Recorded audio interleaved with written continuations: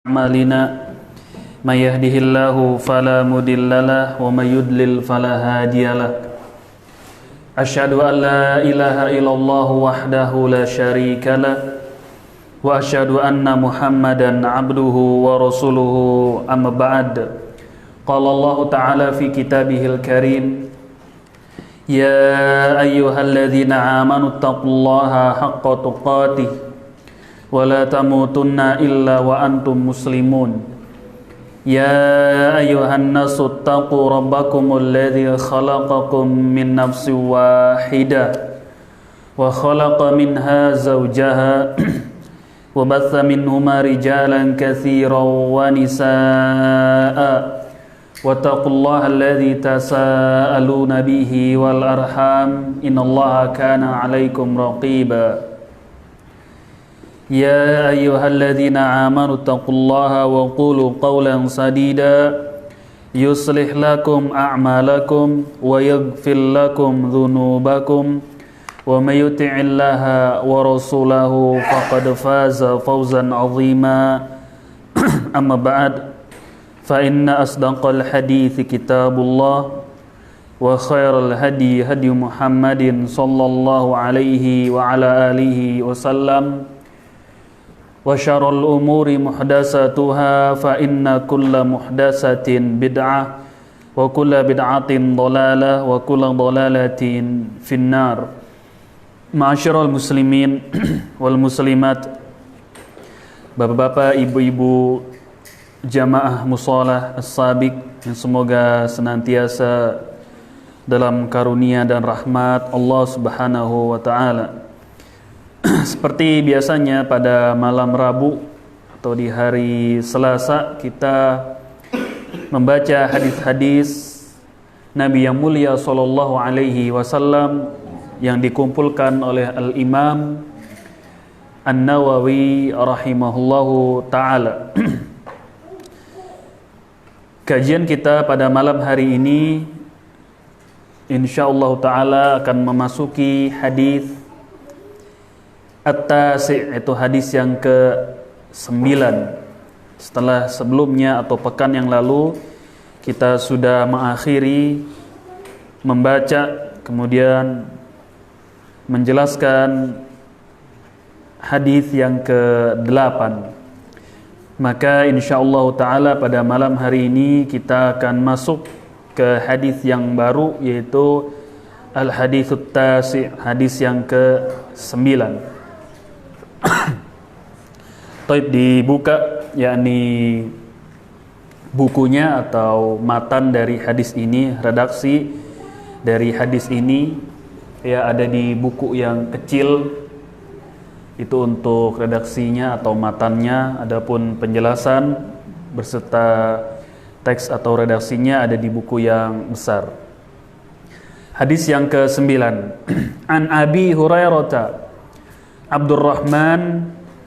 Abdurrahman ibn Sakhrin radhiyallahu ta'ala anhu qala sami'tu Rasulullah sallallahu alaihi wasallam yaqul ma nahaitukum anhu fajtanibuhu wa ma amartukum bih fa'tu minhu mastata'tum fa innama ahlaka man kana qablakum kathratu su'alihim wa ikhtilafuhum ala anbiya'ihim rawahul Bukhari wa Muslimun. Baik, siapa yang membaca terjemahnya? Silakan dibaca satu orang. Dari Abu Hurairah Abdurrahman bin Sakhr atau bin Sakhr. Dia berkata, aku mendengar Rasulullah sallallahu alaihi wasallam bersabda, apa yang aku larang hendaklah kalian menghindarinya, dan apa yang aku perintahkan maka hendaklah kalian melaksanakan semampu kalian. Sesungguhnya kehancuran orang-orang sebelum kalian adalah karena banyaknya pertanyaan mereka dan penentangan mereka terhadap nabi-nabi mereka. Hadis riwayat Bukhari dan Muslim. Iya, thayyib. An Abi Hurairah, dari Abu Hurairah, Abdurrahman bin Sakhrin. Ini nama dari Abu Hurairah adalah Abdurrahman bin Sakhr, ya, bin Sakhrin. Dari Abu Hurairah, Abdurrahman bin Sakhrin atau bin Sakhr. Ini nama asli beliau adalah Abdurrahman. Ya, adapun kunyah beliau atau nama panggilan beliau dikenal dengan Abu Hurairah. Jadi Abu Hurairah itu adalah nama panggilan dari Abdurrahman bin Sakhr ini. Jadi kalau ditanya siapa nama Abu Hurairah, kita jawab adalah Abdurrahman bin Sakhrin. Adapun nama panggilan beliau atau kunyah beliau disebut Abu Hurairah, yakni bapaknya kucing. Ya, disebutkan dalam sebagian di antaranya oleh Syekh Ibnu Utsaimin dalam syarah hadis ini, Abu Hurairah adalah beliau yakni orang yang atau sayang, kemudian selalu berbuat baik kepada kucing. Maka kucing itu pun berbuat baik kepada Abdurrahman ini. Dikenallah dia dengan nama Abu Hurairah, yakni bapaknya kucing, karena dia selalu yakni berbuat baik kepada kucing-kucing, dan kucing pun akhirnya sayang kepada Abdurrahman ini. Maka dikenallah dia dengan nama panggilan Abu Hurairah, bapaknya kucing. Yakni berarti ketika itu dan sampai pada hari ini ada hewan yang namanya kucing. Ya, bahkan Nabi yang mulia sallallahu alaihi wasallam ketika yakni bejana kita dijilat oleh kucing, maka bagaimana perlakuannya? Harus dicuci seperti anjing atau tidak? Enggak. Kemudian bulunya maka tidak mengapa kita yakni bersentuhan dengan yang namanya kucing. Tapi setahu kami tidak ada riwayat bahwasanya Nabi SAW beliau adalah orang yang cinta atau sayang kepada kucing. Ya, dikhususkan kepada Nabi yang mulia SAW, katanya kucing hewan peliharaan hewan kesayangan Nabi yang mulia SAW. Maka tidak ada, setahu saya pribadi, riwayat yang menyatakan demikian, bahwasanya kucing adalah hewan kesayangan Nabi yang mulia SAW. Tidak ada riwayat khusus yang demikian. Adapun secara umum beliau adalah rahmatan lil alamin. Beliau adalah rahmat bagi seluruh alam semesta ini. Ya, bukan hanya kepada kucing beliau menyayangi. Jadi tidak ada atau perkataan yang sering kita dengar bahwasanya kucing hewan kesayangan Nabi SAW tidak tepat atau butuh kepada riwayat yang valid, riwayat yang sahih yang menyatakan bahwasanya kucing adalah hewan kesayangan Nabi yang mulia SAW. Maka kesimpulannya tidak boleh disandarkan kepada Nabi yang mulia SAW kucing adalah hewan kesayangan beliau. Kenapa tidak boleh disandarkan? Karena tidak ada dalil, tidak ada riwayat. Dan berbeda berdusta atas nama Nabi SAW dengan berdusta selain nama beliau. Berbahaya ketika sebuah perkataan, sebuah yakni perbuatan disandarkan kepada Nabi yang mulia SAW, efeknya berbeda kepada kaum muslimin, kepada masyarakat Islam, dibandingkan sebuah perkataan atau perbuatan disandarkan kepada selain beliau. Pasti efeknya akan berbeda.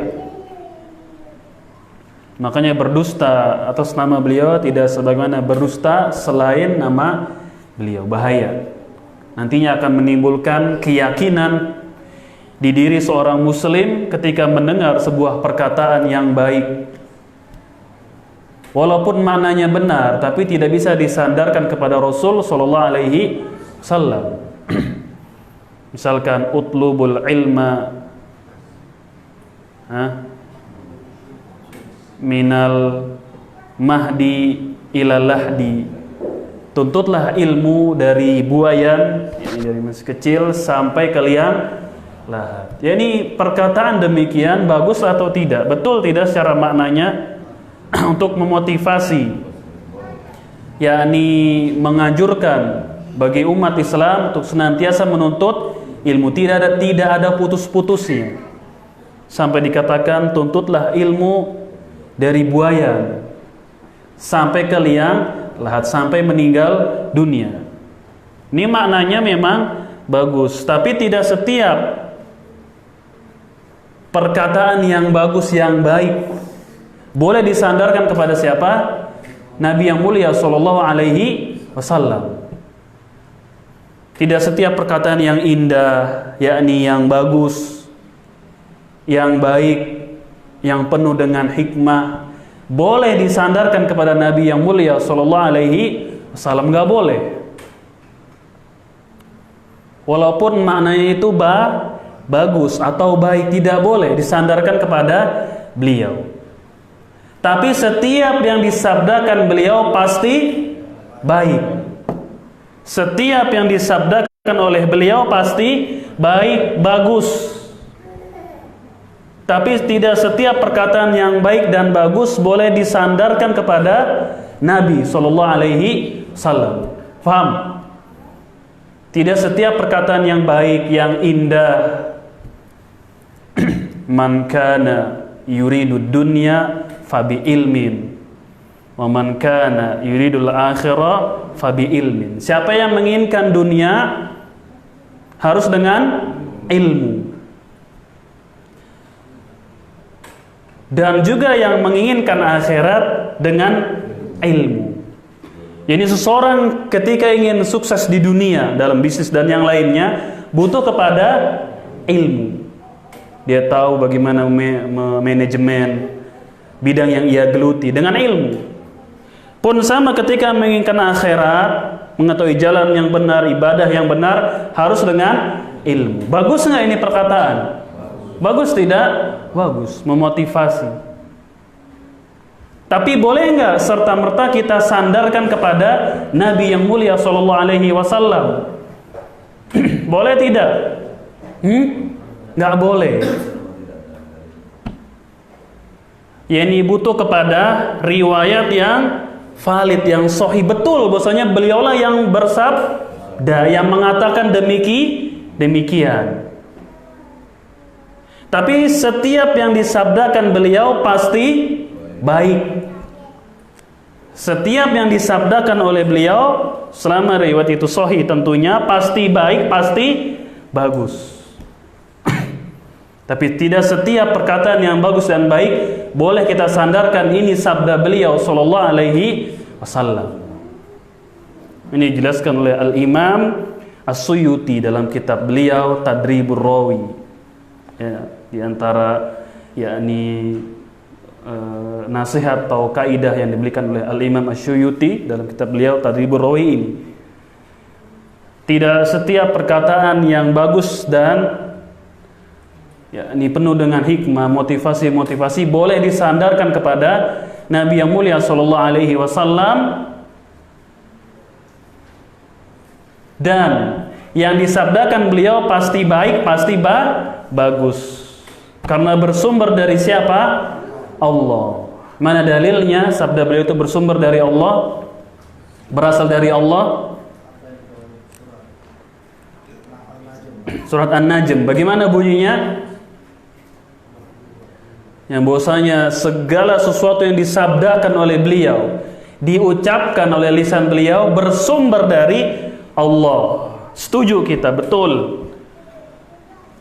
Dari mana kita mengetahuinya? Dari Al-Quran. Di surat An-Najm ayat keberapa? Kelima ya. Allah mengatakan wa ma yantiqu 'anil hawa in huwa illa wahyu yuha. Wa ma yantiqu 'anil hawa, dia Muhammad tidaklah berbicara dengan hawa nafsunya, seenaknya, sekehendaknya. In huwa illa wahyu yuha, dia tidaklah berbicara kecuali dengan wahyu yang Makanya yang keluar dari beliau pasti baik, pasti benar, selama betul sudah diperiksa sahih betul dari beliau sallallahu alaihi wasallam, dan wajib diimani.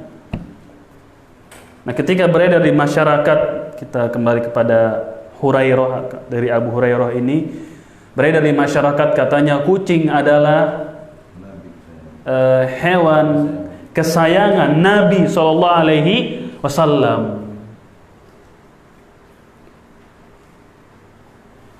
Seorang muslim yang awam pasti akan membuahkan keyakinan nggak ketika mendengar yang demikian? Ada keyakinan nggak ketika disampaikan, bapak-bapak, ibu-ibu, tahukah bapak-bapak, ibu-ibu bahwasanya kucing adalah hewan kesayangan Nabi yang mulia sallallahu alaihi wasallam? Timbul keyakinan nggak bagi pendengar? Timbul tidak? Timbul. Apa keyakinan itu? Beliau cinta kepada kucing. Bahkan perkataan yang beredar itu kita nggak tahu dari mana sumbernya. Kata mereka ini, yakni pernah di suatu kejadian beliau sedang sholat, ada kucing tidur di sejadahnya. Beliau ingin sujud di situ, akhirnya sejadahnya yang ada kucingnya itu digunting, lalu disingkirkan baru sujud.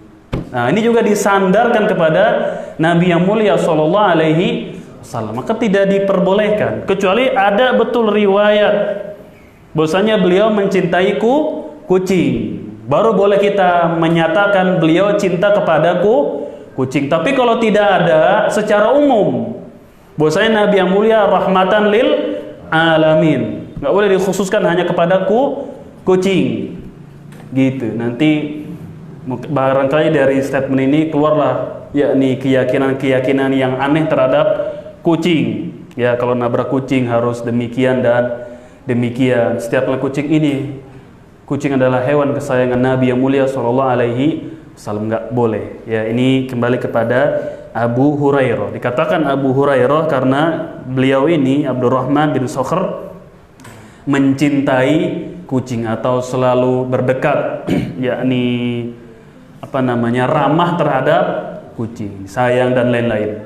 Dan kucing pun sayang kepada Abdurrahman ini. Maka dipanggillah, diberikan kunyah Abu Hurairah, bapaknya kucing. Nah, justru yang ada riwayat dari siapa? Abu Hurairah ini. Bahwasanya Abu Hurairah adalah senang dengan kucing. Mungkin bahasa kita suka kasih makan, disayang demikian. Jadi kucing pun sayang kepada Abdurrahman bin Sakhr radhiyallahu taala anhu, semoga Allah meridainya. Qala, ia berkata, sami'tu Rasulullah sallallahu alaihi wasallam yaqul. Kata Abu Hurairah, Abdurrahman, beliau mengatakan, aku mendengar Rasulullah sallallahu alaihi wasallam beliau bersabda. Apa sabdanya? Ma nahaitukum anhu fajtanibuhu. Kata Nabi yang mulia sallallahu alaihi wasallam dari Abu Hurairah ini, beliau mengatakan ma nahaitukum anhu. Apa yang aku larang kalian darinya. Apa yang aku larang kepada kalian darinya, dari sesuatu. Anhu. Fajtanibuhu, maka tinggalkanlah, yakni jangan dikerjakan, ditinggalkan. Manahaitukum anhu fajtanibuhu, kata Nabi yang mulia sallallahu alaihi wasallam, apa yang aku larang kalian darinya tinggalkan. Wa ma amartukum bihi fa'tu minhu mastata'tum, dan apa yang aku perintahkan kepada kalian. Tadi larangan. Kalau larangan kata Nabi SAW segera ditinggalkan. Wa ma amartukum bihi, dan apa yang aku perintahkan kalian dengannya. Diperintah sekarang. Fa'tu minhu mastata'tum, maka kerjakanlah sesuai dengan kemampuan kalian. Apa yang aku larang kalian dari sesuatu darinya, sesuatu apa aja, tinggalkan. Dan apa yang aku perintahkan kalian dengannya, maka datangilah, kerjakanlah sesuai dengan kemampuan kalian. Fa inna ma ahlaka man kana qablakum, karena sesungguhnya ahlaka man kana qablakum, yang yakni membinasakan, yang menghancurkan orang-orang sebelum kalian atau umat yang sebelum kalian. Siapa kalau disebut umat yang sebelum kita? Nah, fa inna ma ahlaka man kana qablakum, sesungguhnya yang membinasakan orang-orang sebelum kalian. Ini khitab, pembicaraan kepada sahabat awalnya. Ini pembicaraan awal kepada siapa? Sahabat. Ini Nabi bersabda kepada para sahabat, walaupun yakni hadis beliau adalah secara umum kepada umatnya. Tapi ketika pertama kali disampaikan, yang mendengar ketika itu adalah sahabat. Ketika Nabi mengatakan, fa innama ahlaka man kana qablakum, sesungguhnya yang menghancurkan orang-orang sebelum kalian. Siapa sebelum kalian? Yahudi dan Nasrani. Ini dia. Ini yang dimaksudkan hadis ini secara khusus. Kalau secara umum adalah umat-umat yang sebelum Nabi SAW, umat-umat secara umum itu jami'ul umam, semuanya. Sungguhnya orang-orang yang membinasakan, orang-orang terdahulu, itu yang sebelum kalian, secara umum adalah seluruh umat yang pernah datang. Tapi yang dimaksud di sini yakni kan yang mudah untuk dipahami oleh para sahabat, yang terlintas pasti Yahudi dan Nasrani. Itu diterangkan oleh Syekh Ibnu Utsaimin ketika mensyarah hadis ini. Jadi orang sebelum kalian secara umum seluruh umat-umat yang terdahulu itu mereka binasa, mereka hancur. Atau bisa juga Yahudi dan Nasrani, mereka binasa, mereka hancur. Dengan sebab apa? Disebutkan di sini kathratu su'alihim, karena terlalu banyak pertanyaan mereka. Mereka terlalu banyak bertanya akan perintah-perintah, terlalu banyak bertanya. Nanti hadis ini ada yakni sebab turunnya hadis ini. Yang menghancurkan orang-orang sebelum kalian karena kebanyakan bertanya.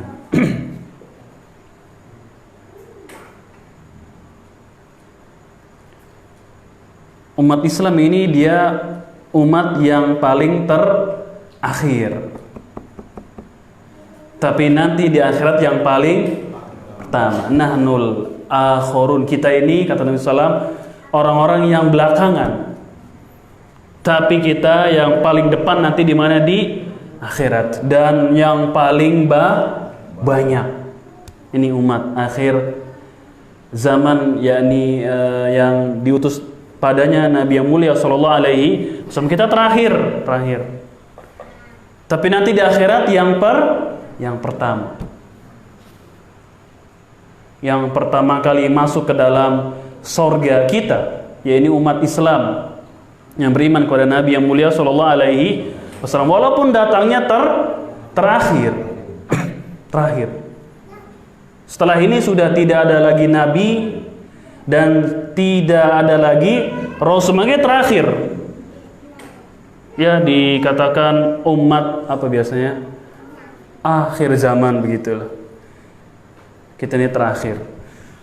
Yang menghancurkan umat sebelum kalian adalah banyaknya bertanya, wakhtilafuhum, atau bisa dibaca wakhtilafihim ala anbiyaihim. Sebab kedua adalah berselisihnya mereka kepada para nabi-nabi mereka itu. Banyak bertanya dan berselisih dengan siapa? Nabi-nabi mereka. Mereka banyak bertanya tentang yakni suatu perkara, yakni apalagi Yahudi. Terbuktikan Yahudi mereka umat yang banyak bertanya tentang sebuah perintah. Apa contohnya? Ketika Allah katakan, yakni Musa mengatakan, innallaha ya'murukum an tadbahu baqarah. Lihat di surat sapi betina berarti. Ini Yahudi, mereka banyak bertanya. Ketika Musa mengatakan, Allah memerintahkan kita untuk menyembelih seekor sapi. Itu buka di surat Al-Baqarah, buka.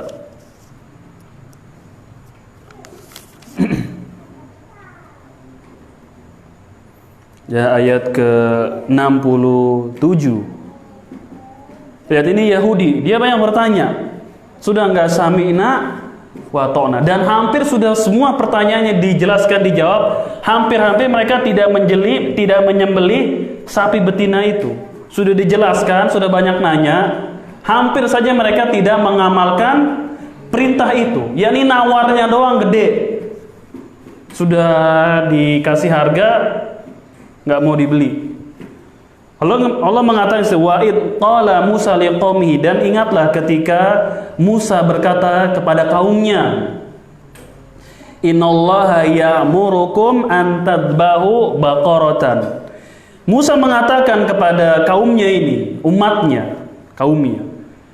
Ya, karena setiap nabi dan rasul sebelum beliau SAW hanya diutus kepada kaumnya sendiri saja sudah, kaumnya masing-masing. Tidak seluruh umat atau seluruh alam, enggak. Kalau Nabi SAW dia diutus kepada seluruh alam, bahkan bangsa jin juga terkena itu pengutusan beliau Sallallahu Alaihi Wasallam. Kalau Nabi sebelum beliau, yakni hanya diutus kepada kaumnya khosotan, secara khusus sudah, kepada perkamil, ada yang kepada paniki, ada yang diutus di mana, tumiting, begitulah analoginya. Tapi kalau Nabi Sallallahu Alaihi Wasallam, wa ma arsalnaka illa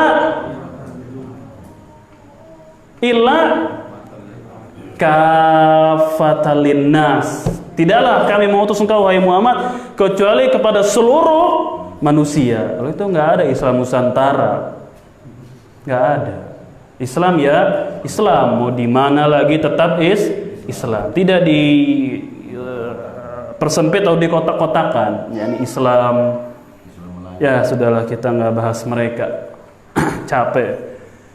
Ya, ketika Musa berkata kepada kaumnya, innallaha ya'murukum an tadbahu baqaratan. Sesungguhnya wahai kaumku, Rabb kita yaitu Allah memerintahkan kalian untuk, buka enggak? Dibuka Al-Qur'annya. Susah kalau majelis hafid Quran ini, kalau sudah hafal semua. Sesungguhnya Allah, kata Musa, memerintahkan kalian untuk menyembelih seekor sapi betina, Baqarah. Qalu atattakhiduna huzwa. Mereka menjawab. Siapa ini yang menjawab? Yahud ini. Mereka bertanya, apakah engkau akan menjadikan kami sebagai ejekannya? Ini main-main. Kenapa kita disuruh nyembelih sapi betina? Ada apa ini wahai Musa? Qala a'udzu billahi an akuna minal jahilin. Lalu Musa mengatakan, aku berlindung kepada Allah termasuk orang yang bodoh, jahil. Ya, ini disinilah dalil bahwasanya Islam itu agama ilmu, dan Islam sangat membenci sekali, merendahkan sekali kebodohan. Oleh karena itu para nabi dan rasul mereka dikuatkan dengan hujjah. Apa itu hujjah? Alasan-alasan ilmiah, baik secara akal atau dengan wahyu. Semua membawa hujjah yang jelas, karena agama Islam adalah agama ilmu, ditegakkan di atas dasar ilmu, bukan kebodohan. Makanya kaum muslimin mereka harus berilmu, mengerti. Ketika meyakini suatu keyakinan harus tahu. Ketika mengamalkan sebuah amalan harus tahu. Ketika mengucapkan sebuah ucapan harus memiliki hujjah dalilnya mana. Karena agama Islam sangat memerangi kebodohan, kejahilan. Lihat di sini Musa, a'udzubillahi an akuna minal jahilin. Aku berlindung kepada Allah termasuk orang-orang yang bodoh. Islam sangat memerangi kebodohan. Makanya kata Nabi apa? Thalabul ilmi faridatun ala kulli muslimin. Menuntut ilmu itu sebuah kewajiban bagi setiap muslim. Termasuk dalam juga muslim. Ini dalam rangka apa? Memerangi kebodohan. Sangat yakni Islam jauh sekali dari sifat bodoh. Qalu ud'u lana rabbaka yubayyin lana ma hiya. Pertanyaan mereka. Mereka berkata kepada Musa, ud'u lana. Coba wahai engkau Musa, tanyakan, jelaskan kepada kami tentang sapi betina ini. Jelaskan. Ya seperti apa? Ud'u lana rabbaka, coba engkau bertanya kepada siapa? Rabbmu. Agar dia menjelaskan apa itu sapi yang dimaksud itu yang seperti apa. Pertanyaan bukan ini. Harusnya ketika disuruh memerintah sapi betina dipotong sudah, jangan banyak nanya. Inilah yang mencelakakan mereka itu, yang membinasakan mereka ini. Kebanyakan bertanya, waqtilafihim ala anbiyahim, dan menyelisihi para nabi mereka. Setiap yang menyelisihi nabi pasti dia akan binasa, akan hina dina. Ini sudah sunnatullah. Setiap yang menyelisihi perintah nabi, ya, baik nabi yang diutus kepada kita atau pada masa-masa sebelumnya, akan menjadi hina. Mana dalilnya? Rasulullah SAW beliau mengatakan, innama ju'ilatiz zillatu ala man khalafa amri. Kata Nabi SAW, sesungguhnya dijadikan kehinaan, kerendahan bagi orang yang menyelisihi perintahku. Kata Rasul SAW dalam hadis diantaranya dikeluarkan oleh Al-Imam Ahmad, beliau mengatakan, innama ju'ilatiz zillatu, sesungguhnya kata Nabi SAW, dijadikan kehinaan, kerendahan, kebobrokan, ala man khalafa amri, yaitu orang yang menyelisihi perintahku. Padahal perintah Nabi SAW pada hakikatnya perintah siapa? Allah. Makanya membinasakan kaum-kaum terdahulu karena perselisihan mereka. Tidak selaras dengan Nabi mereka, akhirnya mereka jadi apa? Jadi binasa. Sama juga dengan umat kita, umat Islam ini. Ketika menyelisihi perintah Nabinya terjadi kehinaan, kekalahan, apalagi kerendahan, kemunduran ketika menyelisihi perintah Nabi yang mulia sallallahu alaihi wasallam. Kita punya sejarah perang apa namanya? Uhud. Ketika kaum muslimin terjadi apa namanya? Kekalahan. Setelah sebelumnya menang di Uhud itu kan. Yakni sebelum perang Nabi kan memerintahkan kepada pasukan pemanah, in ra'aitumuna, kalau kalian melihat kami telah menginjak-injak apa namanya bangkai-bangkai mereka, atau kalau kalian melihat kami sudah dimakan oleh burung bangkai, fala tabrahu makanakum, jangan kau tinggalkan tempat kalian itu. Kata Nabi SAW, apapun yang terjadi wahai kau pasukan pemanah, kalau sekiranya engkau lihat kita sudah mengalahkan mereka, jangan kau turun. Pun sebaliknya, kalau sekiranya kalian melihat kita sudah dimakan burung bangkai, fala tabrahu makanakum, jangan kau tinggalkan tempat kalian itu. Ini kan perintah. Ketika itu pasukan panah dipimpin oleh siapa?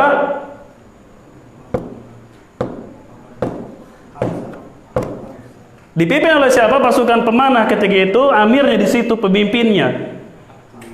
Hah? Abdullah bin Mas'ud siapa?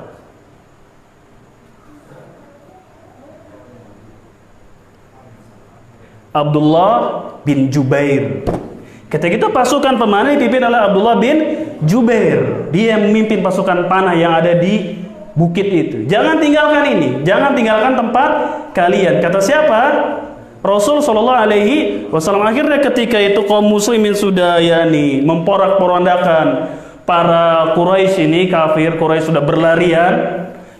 Pikiran mereka bagaimana? Kita sudah di atas kemenangan, di atas angin. Al-ghanimatu ya kaum. Ini kan diriwayatkan oleh Imam Bukhari kisah ini. Ghanimah wahai kaum. Tergodalah beberapa orang untuk turun. Diingatkan oleh siapa? Abdullah bin Jubair, an-nasitum maqalakum Rasulullah. Apakah kalian lupa wahai pasukanku apa yang tadi disabdakan oleh Rasulullah sallallahu alaihi wasallam?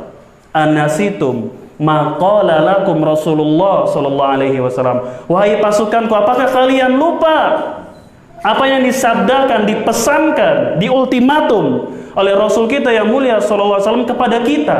Sebagian turun. Tetap bercerita Abdullah bin Jubair tetap di tempat. Pada turun. Akhirnya terjadi musibah. Musibah. Dengan sebab apa? Menyelisihi perintah Rasul sallallahu alaihi wasallam. Ini sahabat yang imannya, takwanya, zuhudnya, waroknya, keberaniannya luar biasa mereka. Dan kejadian ini bukan seluruh sahabat yang menyelisihi. Setuju enggak? Enggak seluruh peserta Uhud yang menyelisihi perintah itu, enggak. Hanya sebagian dari pasukan pemanah ini, enggak semuanya. Makanya amirnya, pemimpinnya Abdullah bin Jubair mengatakan, apakah kalian lupa tadi yang sudah dipesankan kepada kita dari Nabi yang mulia sallallahu alaihi wasallam? Sedikit saja menyelisihi Nabi yang mulia sallallahu alaihi wasallam. Dan enggak semuanya kan? Tidak semuanya. Terjadi kehinaan, kerendahan di situ. Dan itu semua terjadi dengan hikmah dari siapa? Allah Azza wa Jalla. Makanya Nabi mengatakan innama ju'ilati dzillatu. Sesungguhnya kata Rasul, dijadikan kehinaan, kerendahan, kemunduran yaitu bagi orang yang menyelisihi perintahku. Dan di sini hadis ini Nabi mengatakan terjadinya kehancuran umat-umat terdahulu adalah karena perselisihan mereka terhadap nabi-nabi mereka itu. Nah, sekarang bagaimana kalau seluruh orang itu hanya beberapa gelintir sahabat? Bagaimana sekarang kalau kaum muslimin meninggalkan perintah Nabi yang mulia sallallahu alaihi wasallam? Akan terjadi apa? Kehinaan, kemunduran. Lihat, kenapa kita harus introspeksi diri? Kalau sekarang kita umat kaum muslimin ada yang ditindas oleh kafirin, terjadi kehinaan, kemunduran dengan sebab diantaranya adalah menyelisihi perintah Nabi yang mulia sallallahu alaihi wasallam. Kalau sahabat saja, dan itu enggak semuanya, sedikit saja menyelisihi perintah beliau, terjadi kekalahan di mana? Di Uhud. Dan itu enggak semuanya, hanya segelintir dari pasukan pemanah. Hati-hati ketika menyelisihi perintah Nabi yang mulia sallallahu alaihi wasallam. Qala innahu yaqulu innaha baqaratun la faridu wala bikr. Ketika Yahud ini, umatnya Musa, mengatakan, jelaskan, tolong minta kepada Allah agar dijelaskan bagaimana sapi ini. Lalu Musa menjawab mereka. Qala, ia berkata, innahu, kata siapa di sini yang berkata adalah Musa.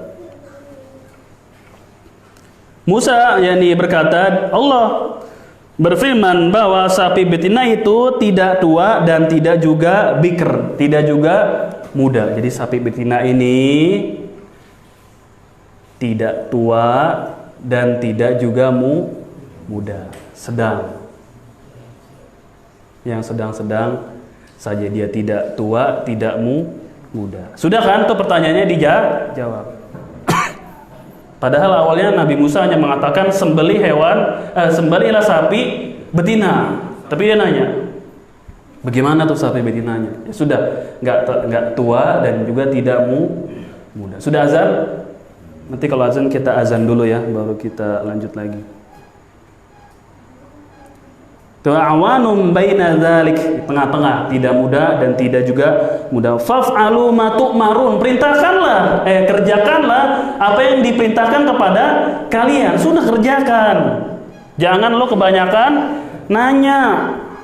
Kerjakanlah, if'alu, kerjakanlah wahai kaumku. Ma tu'marun, apa yang diperintahkan Allah kepada kalian. Qalu, ya, mereka berkata lagi.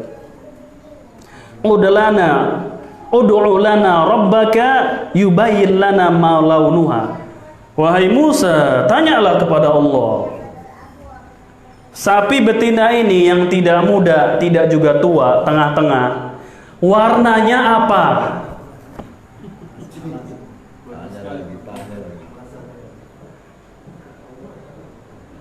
Ini siapa? Yahudi. Ini Yahud.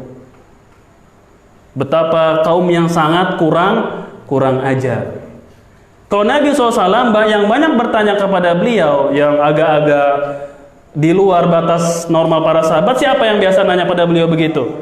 Orang Baduy, tahu orang Baduy? Ya ini orang pedalaman, orang jibal, orang kampung. Yang kalau nanya, oh ya Muhammad gitu, manggilnya juga saya anak jidat, ya Muhammad gitu. Wahai Muhammad, sampai kencing di mana nah itu yang seperti ini. Tapi para sahabat sangat memuliakan Nabi yang mulia Sallallahu Alaihi Wasallam. Orang Baduy ini kan orang kampung, tahulah kita orang kampung. Ya begitulah. Kalau nanya ya Muhammad, mata sa'ah, kapan hari kiamat? Nanyanya kapan hari kiamat? 5 ada tafihi, apa yang kau siapkan untuk hari kiamat itu? Ya, pertanyaannya luar biasa kan? Lagi khutbah Jumat, datang minta, ya Rasulullah doakan kepada Allah agar diturunkan hujan. Dia pulang ke kampungnya, hujan. Akhirnya hujan nganyut, semuanya pada ngalir, kambing-kambingnya pada hanyut semua, sawah-sawahnya banjir. Datang lagi Jumat, depannya Rasulullah, doakan kepada Allah hentikan hujan di kampung saya, kebanjiran. Lihat orang lagi khutbah, Nabi SAW sedang khutbah. Luar biasa kan Arab Baduy. Azan dulu lah. Silakan azan dulu, nanti kita lanjut.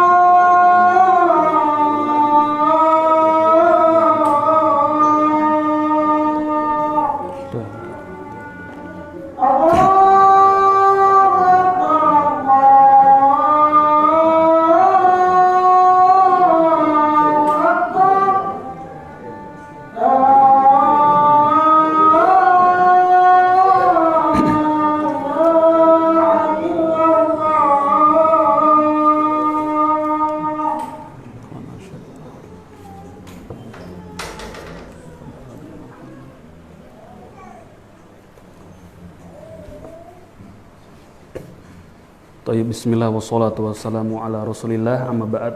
Qalu ud'u lana rabbaka yubayyin lana ma hiya. Ketika tadi yakni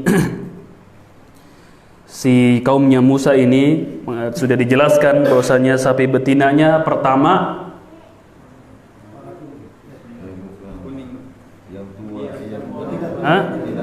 dia tidak muda dan juga tidak tua di antara itu. Lalu dia bertanya lagi, wahai Musa, ud'u lana, mintalah kepada Rabbmu untuk menjelaskan kepada kami ma launuha, apa warnanya. Qala innahu yaqulu innaha baqaratun safra'u faqi'un launuha tasurun nadhirin. Lalu Musa setelah dapat wahyu tentunya menjelaskan kepada mereka lagi bahwasanya sapi betina itu yang tidak tua dan tidak muda, warnanya adalah kuning tua. Sapi kuning tua yang menyedapkan, yang orang kalau melihat sapi ini senang, yaitu bagus, indah. Ini sapi bagus. Kita orang lihat sapi ini, dia akan matanya ini ngelihat warnanya dan bentuknya itu senang. Tasurun nazirin, yang menyenangkan bagi orang-orang yang melihat. Ya sudah berapa pertanyaan? Sudah 3. Pertama disuruh nyembelih sapi betina, bertanya pertama, bagaimana tuh sapi? Sudah dijelaskan, yaitu dia tidak muda, ini sapi usianya, dan juga tidak tua, di antara keduanya. Tanya lagi, wahai Musa, pada Rabbmu, warnanya sekarang apa? Sudah dijawab, warnanya kuning tua yang menyedapkan bagi orang-orang yang melihat sapi tersebut. Cukup sampai di situ. Qalu ud'u lana. Mereka berkata, wahai Musa, mintalah kepada Rabbmu untuk menjelaskan kepada kami bagaimana sih sapi itu, karena sesungguhnya sapi ini bagi kami masih belum jelas, samar-samar. Ya, innal baqara tasyabaha alaina. Sesungguhnya sapi betina ini masih samar bagi kami. Tasyabaha alaina, masih enggak jelas. Yahudi ini berani kan mereka? Oh, berani. Makanya enggak aneh kalau sekarang Yahudi membantai kaum muslimin dan lain-lain sudah tidak asing lagi. Kurang ajarnya mereka itu teramat sangat baik kepada Allah dan Rasulnya. Lihat Abdullah bin Salam, ingat kisah Abdullah bin Salam.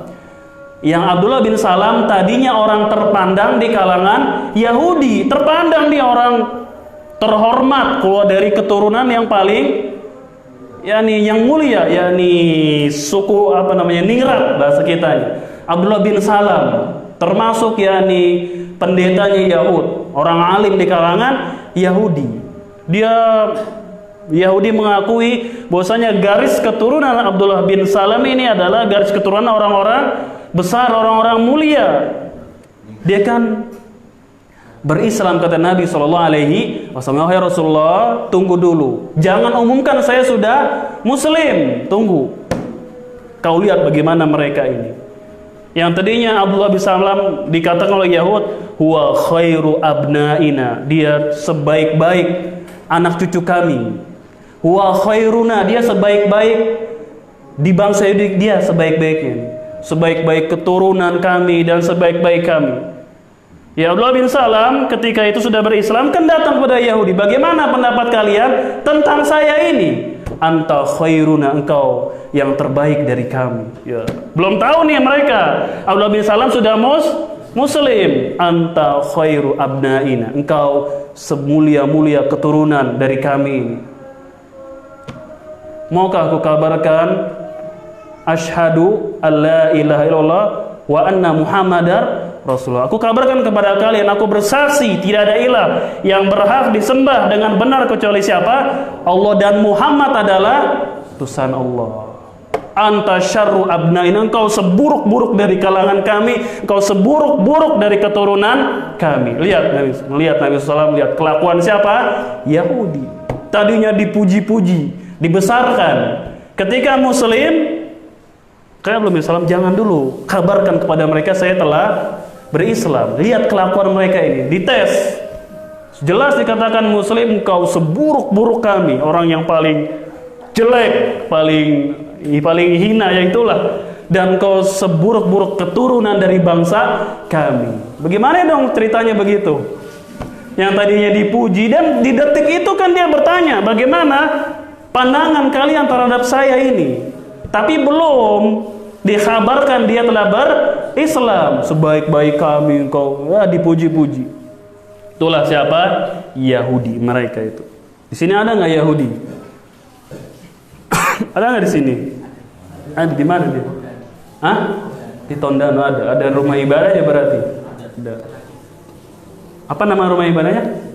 Sinagong. Ada. Tapi biasanya sedikit kan Yahudi ini.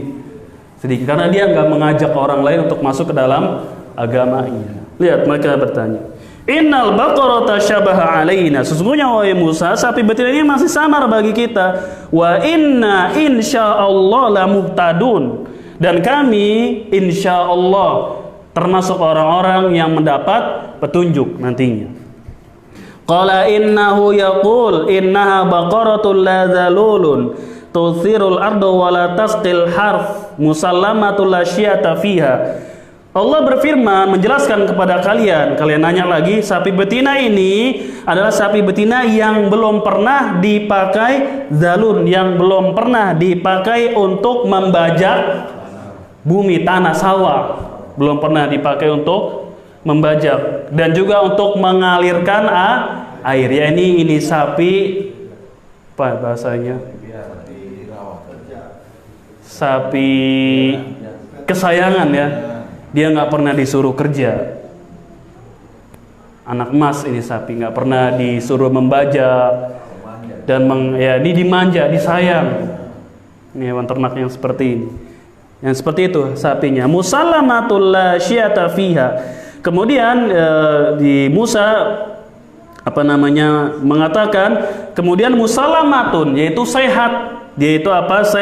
Sapi tersebut sehat. Musallamatun kata Musa tadi, la syiyata fiha, dan juga tidak belang. Tahu belang kan? Tompel, cacat dan lain-lain. Ini bagus sapi. Dia tidak tua, tidak muda juga, tengah-tengah. Warnanya kuning, tua, menyedap. Itu sedap kalau orang melihat itu adalah indah, bagus. Kemudian dia nggak pernah dipakai untuk membajak sawah atau tanah. Tidak pernah disuruh untuk mengairkan air di ladang. Kemudian sehat, musallamatun sehat. Kemudian nggak belang, ya nggak cacat. Sudah bagus nggak ini berarti? Ini pertanyaannya nih yang bagus, sudah banyak sekali. Lalu qalul ana ji'ta bil haqqah. Kalau begitu betul berarti engkau. Sekarang baru engkau telah menjelaskan semuanya kepada kami. Lalu Allah katakan di situ tentang Yahud ini, fadzabahuha, lalu mereka menyembelih sapi betina itu. Wa makadu yaf'alun, hampir saja mereka itu tidak menyembelih sapi betina tersebut. Hampir aja mereka tidak menyembelih. Memang sudah ada rasa, ya ini untuk sekedar bertanya aja. Kata Allah, wa makadu yaf'alun, hampir saja mereka itu tidak menyembelih sapi ini, hanya bertanyanya saja yang banyak. Ini yang menyebabkan kecelakaan bagi umat-umat sebelum umat Nabi yang mulia sallallahu alaihi wasallam, karena banyak nanya kepada nabi-nabinya dan perselisihan mereka. Jelas kalau berselisih dengan nabinya akan menyebabkan kehancuran pada mereka. Rawahul Bukhari wa Muslimun. Hadis ini diriwayatkan oleh Al-Imam Al-Bukhari dan juga Muslim. Toib, kita baca syarahnya, kita baca satu aja selesai. Ittafaqa syaikhan ala ikhraji hadzal hadithi wa huwa bi hadzal lafzi inda Muslimin fi kitabil fadail. Ittafaqa syaikhan, telah sepakat syaikhan. Apa syaikhan? Dua orang syekh, Bukhari dan Muslim. Syaikhan, telah sepakat asy-syaikhan, dua orang syekh, yaitu Bukhari dan Muslim, ala ikhraji hadzal hadis, untuk mengeluarkan hadis ini, dimasukkan ya hadis ini di dalam kitab mereka, di Sahih Bukhari dan Sahih Muslim. Di Sahih Bukhari dan Sahih Muslim, karena tingkatan tertinggi hadis pertama yang dikeluarkan oleh Al-Imam Bukhari, kedua yang dikeluarkan oleh Al-Imam Muslim, kemudian ketiga yang disepakati oleh Bukhari dan Muslim, dikenal dengan muttafaqun alaih, yaitu hadis yang disepakati oleh Bukhari dan Muslim. Berbeda antara hadis ini dikeluarkan oleh Bukhari dan Muslim dengan disebut muttafaqun alaih. Kalau muttafaqun alaih adalah hadis yang disepakati atas apa? Disepakati oleh Bukhari dan Muslim. Muttafaqun alaih.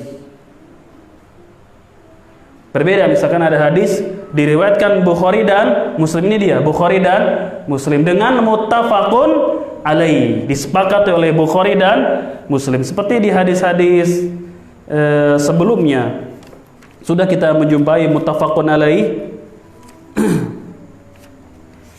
Hadis yang pertama Bukhari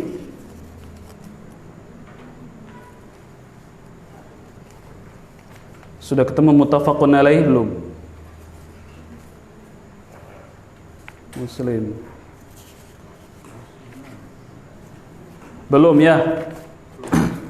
Belum ketemu muttafaqun alaih, baru rawahul Bukhari wa Muslim, dikeluarkan Bukhari dan juga Muslim.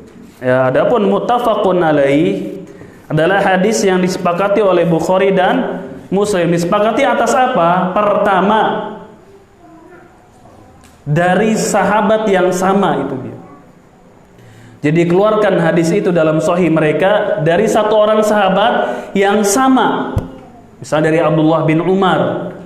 Bukhari meriwayatkan dari Abdullah bin Umar, Muslim meriwayatkan dari Abdullah bin Umar. Sepakati sama. Yang kedua, lafadznya secara umum kebanyakannya sama. Lafadznya tahu kan? Redaksinya itu sama. Walaupun nanti ada sedikit perbedaan, tapi secara umum dari sahabat yang sama dan lafadznya itu sama, redaksinya itu sama. Ini muttafaqun alaih, dari sahabat yang sama diriwayatkan baik oleh Bukhari dan Muslim, dari Abu Hurairah dua-duanya. Kemudian lafadznya itu sama. Makanya di sini di hadis kita yang keberapa ini, ke-9, diterangkan oleh Syekh Abdul Razzaq, Syekh Abdul Muhsin Al-Abbad, beliau mengatakan ittafaqa syaikhan ala ikhraji hadzal hadis, disepakati oleh Bukhari dan Muslim untuk memasukkan hadis ini. Wa huwa bi hadzal lafzi inda Muslim. Lafaz ini adalah lafaz yang dikeluarkan oleh Muslim. Makanya tadi muttafaqun alaih, di antaranya lafaznya harus sama. Tapi ini enggak. Ini lafaz ini dikeluarkan oleh Muslim. Bukhari dengan lafaz yang lain berarti bihadzal lafz inda Muslim, di dalam kitab Fadail. Dan telah datang sebab turunnya hadis ini dalam Sahih Muslim di Kitabul Haji. Jadi ada sebab, asbabul wurud, sebab disabdakannya hadis ini atau turunnya hadis ini. Ada kalau Al-Qur'an asbabun nuzul, sebab turunnya ayat. Ada beberapa ayat yang turun itu dengan sebab, ada sebabnya. Kenapa turun sebuah ayat? Seperti Yahudi bertanya kepada Nabi SAW tentang hakikat dari ruh. Si Yahudi ini bertanya kepada Nabi SAW tentang bagaimana itu ruh. Lalu turunlah ayat, yas'alunaka 'anir ruh, mereka wahai Muhammad bertanya kepada engkau tentang ruh. Qul, katakan ruh itu adalah min amri Rabbi, termasuk ilmunya itu di sisi siapa? Allah. Jadi ayat ini turun karena pertanyaan siapa? Yahudi ini bertanya kepada Nabi SAW, bagaimana ruh itu? Yas'alunaka 'anir ruh, turun ayat. Mereka bertanya, kata Allah, tentang bagaimana ruh. Qulir ruhu min amri rabbi. Katakan Muhammad, ruh itu ilmunya di sisi siapa? Allah. Jadi ada ayat-ayat yang turunnya itu karena ada sebabnya, tapi nggak semuanya. Ada ayat-ayat juga bahkan lebih banyak tidak ada sebabnya, tapi itu turun. Sama juga dengan hadis ini. Ini sebab turunnya diriwayatkan oleh Imam Muslim dalam kitab Hajj. Dari Abu Hurairah, dia berkata, "Khatabana." Nabi SAW berkhutbah kepada kami. "Ayyuhan nas," kata Nabi SAW, "wahai manusia, qad faradallahu alaikumul hajja fahujju." Jadi sebab hadis ini, ketika itu Nabi SAW berkhutbah, berpidato. "Wahai manusia, sesungguhnya Allah telah mewajibkan atas kalian untuk haji. Fahujju, maka hajilah kalian." Ya Allah, kata Nabi SAW, telah mewajibkan kepada kalian untuk haji, maka hajilah, kata beliau sallallahu alaihi wasallam. Faqala rajulun, berkata seorang laki-laki, nggak dikenal siapa ini, tapi sahabat. Faqala rajulun, berkata seorang laki-laki, "Akulla amin ya Rasulullah." Apakah setiap tahun ini wahai Rasulullah haji kita ini? Jadi berkata salah seorang sahabat, tapi nggak diketahui siapa dia. Rajulun disebutkan secara nakiroh, tidak dikenal, tapi sahabat. Dan nggak usah diperiksa lagi sahabat ini siapanya. Sudah sikoh dia, sudah terpercaya. Nggak lagi kita periksa bagaimana kepribadian. Nggak. Kalau sahabat itu kulluhum udul, semuanya adil. Sudah nggak perlu lagi diperiksa bagaimana yakni amanahnya, dan nggak perlu kalau sahabat. Kalau selain sahabat baru bisa. Berkata salah seorang sahabat, "Afakulla amin ya Rasul, akulla amin ya Rasulullah." Apakah haji ini setiap tahun wahai Rasulullah? Nah, pertanyaannya ini. Iya, memang wajib haji, tapi setiap tahun atau tidak? Fasakata. Nabi SAW diam. Hatta qalaha salasan, sampai orang tadi bertanya 3 kali, diulang. Apakah setiap tahun wahai Rasulullah? Apakah setiap tahun wahai Rasulullah? Apakah setiap tahun wahai Rasulullah? Faqala Rasulullah sallallahu alaihi wasallam, setelah 3 kali ditanya begitu, beliau mengatakan, berkata Nabi yang mulia sallallahu alaihi wasallam, "Lau qultu na'am lawajabat." Kalau saya jawab iya setiap tahun, jadi wajib nanti. Pertanyaanmu ini nanya sampai 3 kali. Kalau saya jawab na'am iya, setiap tahun wajib haji. Kalau saya katakan iya, la wajabat, nanti akan menjadi wajib. Repot nggak urusannya? Kayak si Yahudi, sudah sapi betina aja udah. Jangan lu harus nyari yang tua enggak, yang muda enggak. Sulit kan? Warnanya ada nih tua enggak, muda enggak, tapi warnanya merah. Sulit, jadi susah enggak? Tadinya kan sapi betina udah, potong aja selesai. Tapi karena banyak bertanya, ya sudah, dia nggak tua, dia nggak muda, kan susah nyarinya akhirnya. Ada tetangganya punya tua, nggak bisa. Sebelah punya muda, ini ada nih nggak tua, nggak muda. Warnanya putih, susah nggak jadinya kepada mereka? Harusnya kan muda, sudah sapi betina, selesai. Kuning tua warnanya, sudah ada nih, nggak muda, tidak juga tua, kuning. Tua, tapi pernah ngebajak sawah, boleh nggak? Nggak, susah nggak jadinya mereka? Sulit kan? Harusnya kalau dia nggak banyak tanya, ya sudah sapi betina, masa bodoh mau tua, mau muda, mau kuning, mau putih, mau merah, mau pernah bajak sawah kayak mau nggak, mau agak-agak sakit atau sehat, terserah. Pokoknya sapi betina kata Allah, sudah selesai. Tapi karena dirinci gimana nih? Besok kajian libur. Liburnya hari apa Ustaz? Enggak, cuma 1 jam doang liburnya. Jadi susah. Ya kan? Libur. Kajian besok libur. Liburnya dari jam berapa sampai jam berapa? Nanti minggu depannya libur lagi enggak? Ribet. Oke, sudah libur. Pulang kampung kan Ustaznya. Sudah libur selesai. Itu. Jangan banyak apa? Ya enggak lah, itu beda masalah. Ya ini sih kan begitu. Juga sahabat ini, kalau sekiranya saya bilang na'am iya, setiap tahun itu haji, lah wajabat, jadi wajib. Berat nggak setiap tahun orang harus haji? Setiap tahun dia punya uang terus berangkat, tahun depan punya uang berangkat terus setiap tahun. Setiap tahun dia berangkat. Berat nggak? Sama seperti sholat tarawih. Kalau Nabi SAW terus menggawangkan setiap malam di masjid, takutnya diwajibkan oleh siapa? Allah Azza wa Jalla. Dia sholat terus di masjid. Kan para sahabat ya ini berbondong-bondong kan? Nggak ada. Besok lagi, nggak ada. Tahu-tahu ada lagi di malam 27, ngumpul lagi. Besok tungguin, nggak ada. Kalau sekiranya terus, kata Nabi SAW, saya takut, ana khasyia, saya khawatir kalau saya terus berjamaah di sholat tarawih di masjid, diwajibkan. Setelah terputus wahyu, baru boleh sholat berjamaah selama 1-30 di masjid. Karena penghalang untuk diwajibkan sudah selesai. Betul tidak? Sudah tertutup, wahyu sudah terputus. Kalau sekiranya saya jawab na'am, la wajabat, nanti jadi wajib. Wala mastata'tum, kata Nabi SAW, engkau pasti nggak akan sanggup, tidak akan mampu setiap tahun berangkat haji. Kalau saya bilang tadi engkau nanya, saya jawab na'am, iya. Mau apa lu kalau setiap tahun berangkat? Bisa nggak? La mastata'tum, dan kalian nggak akan kuat, nggak akan sanggup, kata beliau sallallahu alaihi wasallam. Summa qala zaruni ma taraktukum, sudah biarin, kata Nabi SAW. Sudah, kalau sudah saya bisa, sudah diam aja. Zaruni, sudah tinggalin saya. Apa yang tidak dijelaskan kepada kalian sudah cukup. Zaruni ma taraktukum, kata Nabi sallallahu alaihi wasallam, sudah tinggalin, diam. Jangan lagi banyak nanya. Fa inna ma halaka man kana qablakum, ini dia.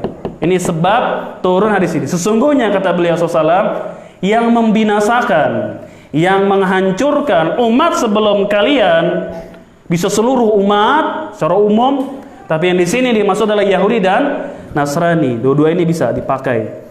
Yang menghancurkan mereka bikathrati su'alihim, kebanyakan nanya, wa ikhtilafihim ala anbiyaihim, dan menyelisihi nabi-nabi mereka itu. Banyak bertanya dan menyelisihi nabi-nabi mereka, itulah yang menyebabkan mereka menjadi binasa, hancur.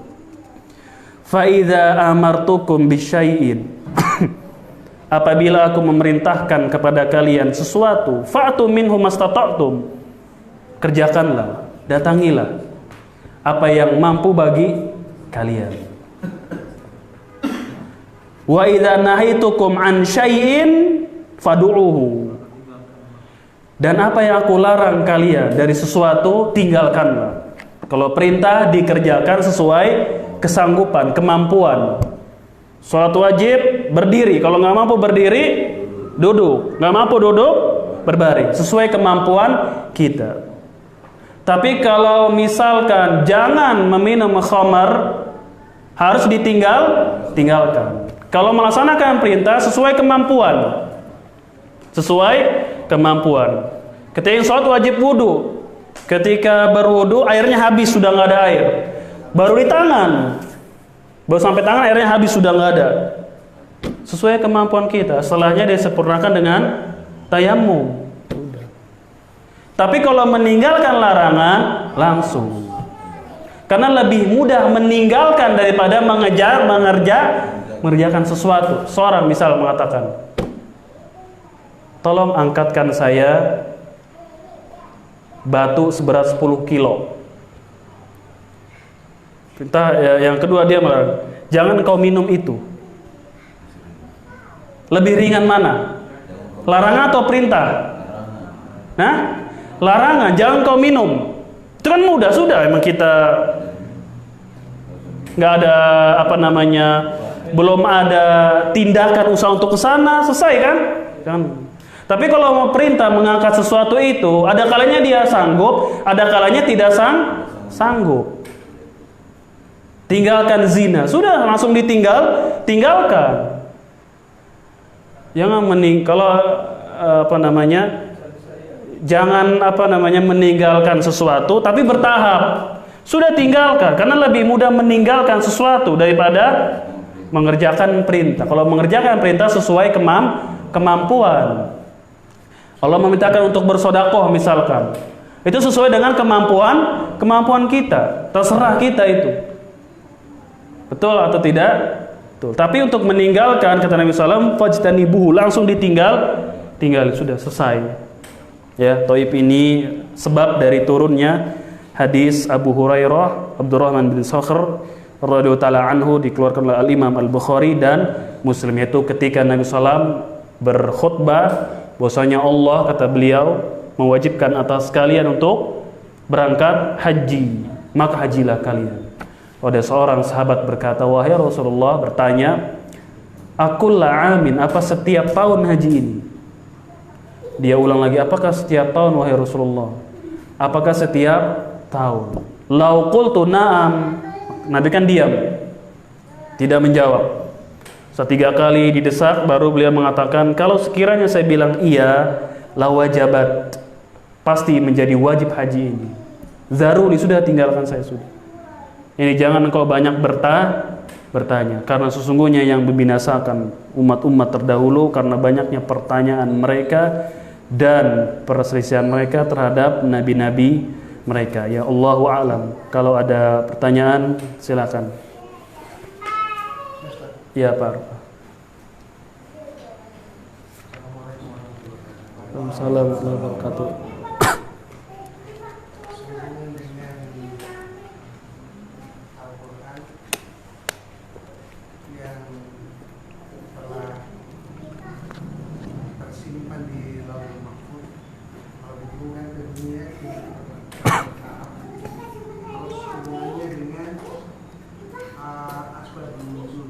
Iya.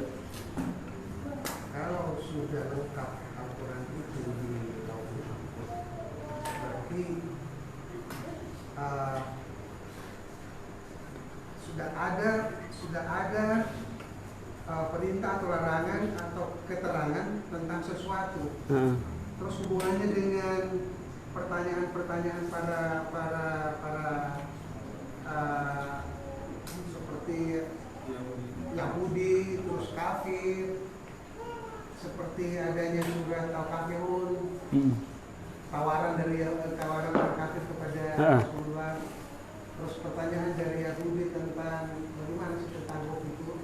Nah, itu seakan-akan ini menurut pikiran saya, seakan-akan itu terjawab langsung oleh Allah.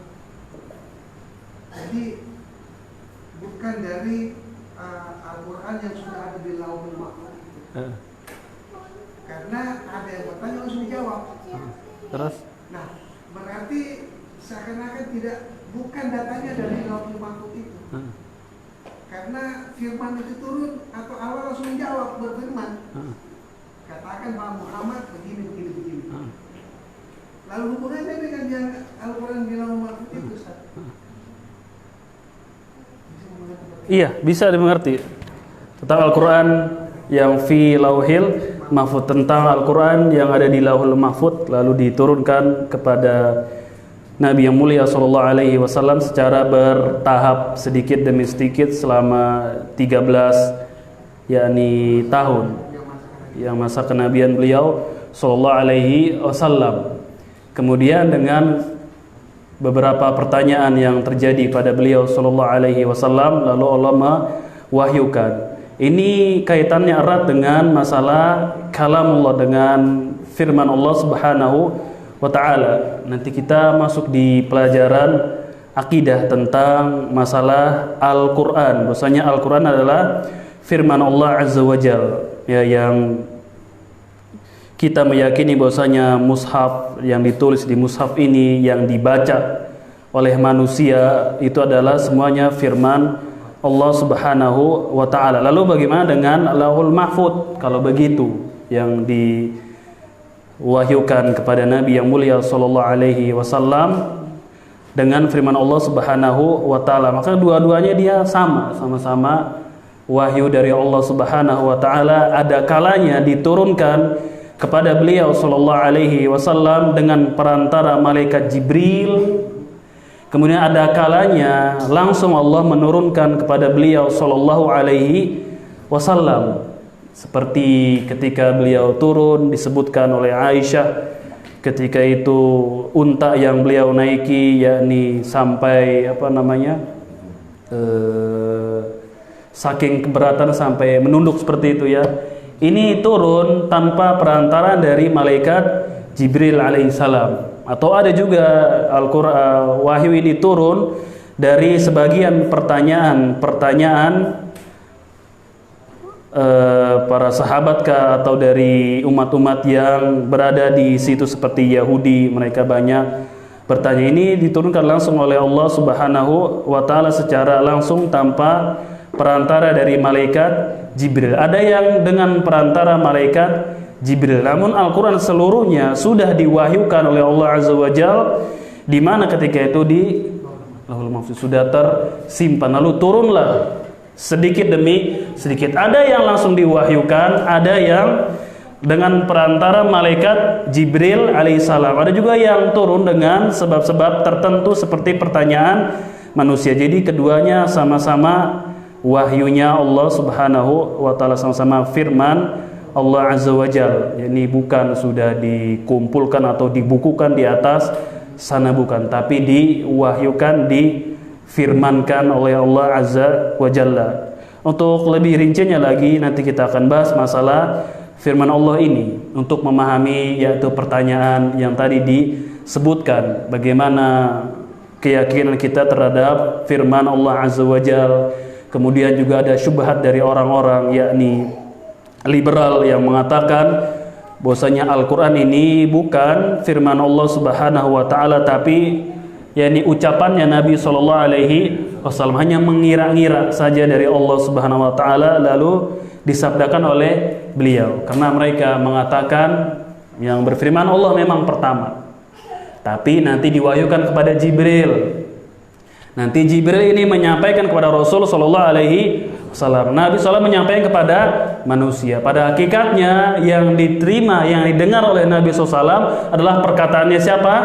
Jibril, bukan firman siapa? Allah Subhanahu wa Ta'ala. Ini syubhat mereka. Padahal yang dihitung adalah yang pertama kali berfirman itu siapa? Allah Subhanahu wa Ta'ala. Kalau mereka enggak, berarti Al-Quran ini adalah perkataan Jibril yang dipahami oleh Nabi Sallallahu Alaihi Wasallam, bukan perkataan siapa?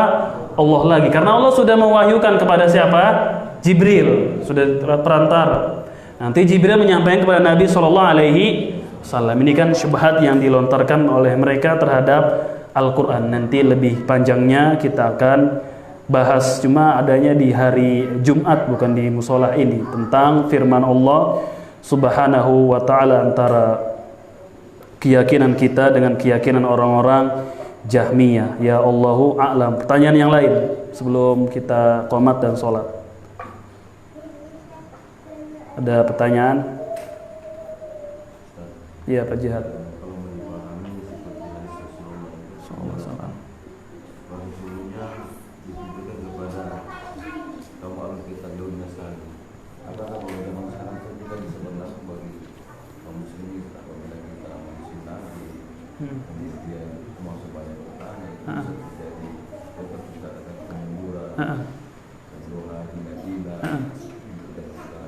Iya. Iya, menerangkan umat yang terdahulu sebab mereka binasa di antaranya ini. Iya. Iya. Toyib, bisakah kita terapkan hadis ini kepada sekarang? Itu sudah terputusnya wahyu. Yang pertama kita jawab, kalau menyelisihi beliau Sallallahu Alaihi Wasallam betul, itu sebab dari kehancuran. Menyelisihi Nabi Sallallahu Alaihi Wasallam, perintah beliau, syariat beliau, ini merupakan sebab dari kehinaan. Sebagaimana tadi sudah disabdakan oleh beliau, innama ju'ilatil dhillatu ala man khalafa amri. Sesungguhnya dijadikan kerendahan adalah bagi orang-orang yang menyelisihi perintahku. Betul, ini bisa. Ya, makanya Syekhul Islam Ibnu Taimiyah dalam kitab beliau yakni Minhajus Sunnah, beliau menerangkan sebab-sebab kehancurannya dinasti-dinasti, yaitu kerajaan-kerajaan. Ya, di dalam Minhajus Sunnah beliau jelaskan disebab kemunduran kekhalifahan atau raja-raja di Abbasiyah kah atau Umayyah kah, disebab dijelaskan oleh Syekhul Islam Ibnu Taimiyah.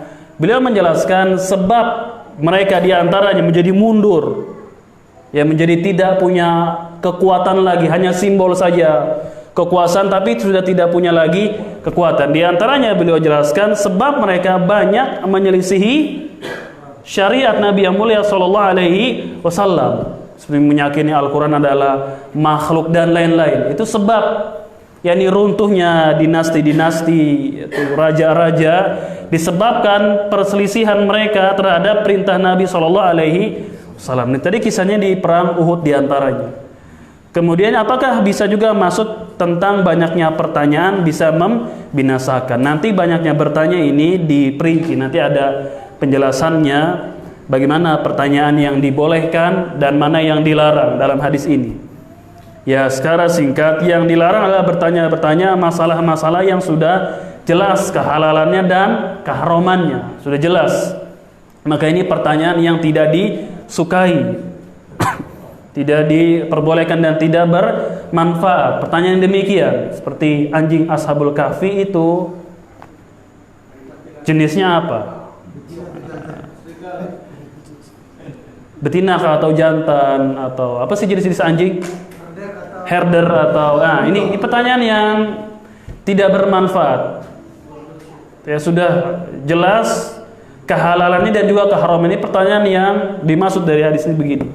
Kemudian juga termasuk pertanyaan yang dibenci oleh ulama, sebagian ulama adalah pertanyaan tentang hal-hal yang belum terjadi, hal-hal yang belum terjadi. Ustaz, kalau di bulan nanti kiblatnya ke arah mana? Misal.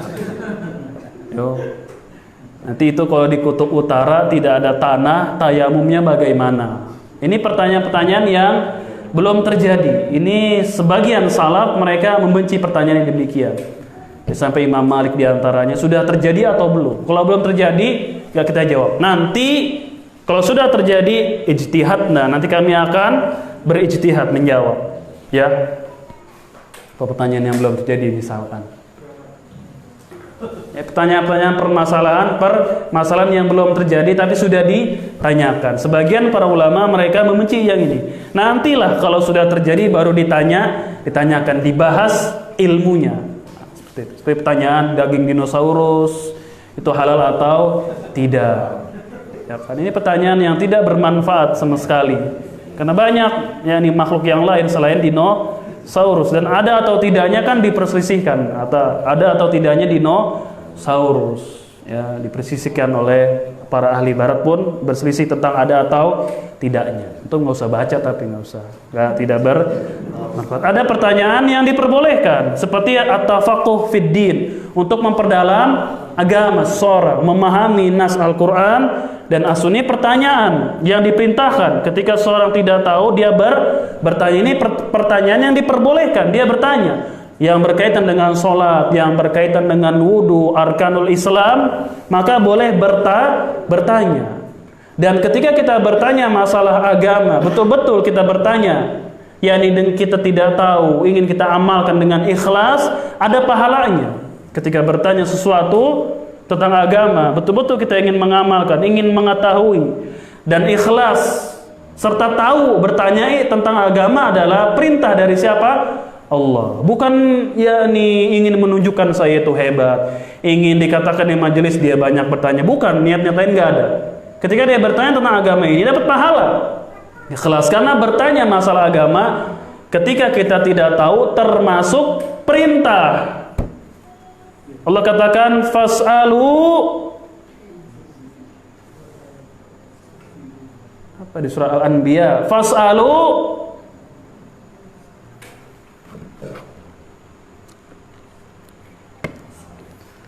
mana dalilnya? Coba mana dalilnya? Antum usahakanlah yakni banyak menghafal pelajaran-pelajaran yang sudah disampaikan, poin-poin, satu atau dua dalil dihafali. Enggak kita katakan wajib, tapi untuk kesempurnaan, keafdolan.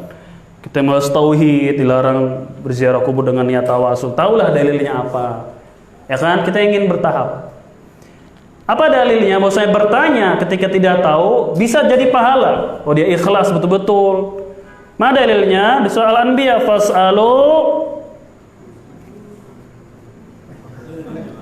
ahla dzikri in kuntum la ta'lamun.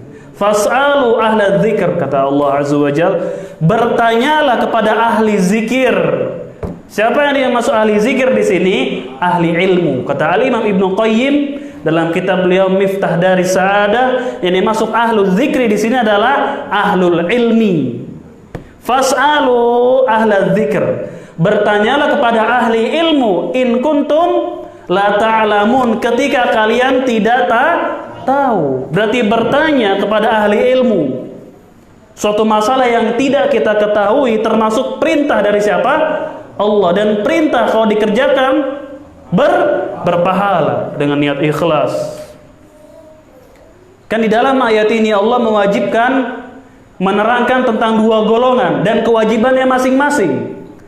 Fas'alu ala dzikri in kuntum la ta'lamun. Bertanyalah kepada ahli ilmu ketika kalian tidak tahu. Ada dua golongan. Pertama, ahli ilmu yang mengetahui din, agama. Kewajiban mereka menjawab pertanyaan orang yang bertanya. Tidak boleh menyembunyikan ilmunya. Ini golongan yang pertama. Itu ahli ilmu, dia menjawab pertanyaan yang datang sekemampuan dia, sepengetahuan yang dia ketahui, yang dia peroleh. Ini kewajiban yang pertama bagi ahli ilmu, menjawab.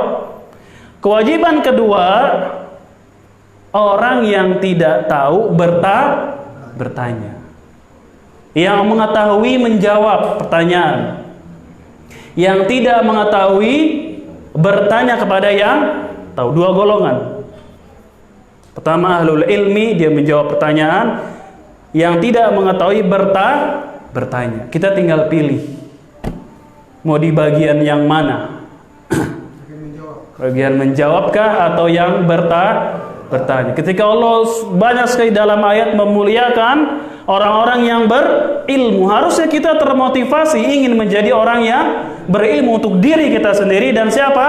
Keluarga. Ketika Allah banyak diterangkan tentang keutamaan orang-orang yang berilmu, dan Islam sangat memotivasi sekali, bahkan mewajibkan orang untuk menuntut ilmu syar'i, dan banyak keutamaan bagi orang yang berilmu. Harusnya termotivasi. Saya ingin menjadi orang yang berilmu. Belajar yang giat, belajar yang bagus betul-betul. Karena banyak janji-janji dari siapa? Allah Subhanahu wa taala. Ya minimal satu aja kita sebutkan, Allah akan meninggikan derajat orang yang beriman dan berilmu. Yarfa'illahu alladhina amanu minkum. Allah akan mengangkat orang-orang yang beriman. Darajat, beberapa derajat. Kemudian disebutkan apa lagi setelah beriman? Berilmu. Orang yang beriman Allah naikkan derajatnya di atas orang yang beriman lagi yang berilmu. Ini kan berarti motivasi kita untuk menjadi orang yang berilmu. Banyak sekali ayat atau hadis yang dijelaskan di antaranya oleh Ibnu Qayyim dalam kitab beliau Fadlul Ilmi, Fadluhu wa Syarafuhu, atau kitab beliau Miftah Daris Sa'adah. Beliau menjelaskan tentang keutamaan ilmu, dan beliau juga di awal-awal menjelaskan bahwasanya ilmu itu lebih bermanfaat dibandingkan dengan dunia, dengan harta. Ada sekitar 40-an beliau, kalau saya nggak salah ingat, menjelaskan tentang keutamaan ilmu dibandingkan dengan harta. Kalau harta kita yang pusing menjaga, capek, taruh di bank, pakai berangkas, security, CCTV, capek, repot. Tapi kalau ilmu, kita yang dijaga oleh apa? Oleh ilmu itu. Dan tempatnya di mana? Di mana? Di hati. Siapa mau ambil? Siapa mau ambil? Jadi belah itu ada nggak? Nggak ada. Aman ilmu itu. Dan ilmu itu yang menjaga kita. Menjaga kita dari hal-hal yang buruk, yang haram. Itu ilmu akan nggak boleh ini. Digoda setan, jatuh akhirnya. Tapi kan di awal ilmunya sudah berbicara, kita dijaga oleh siapa?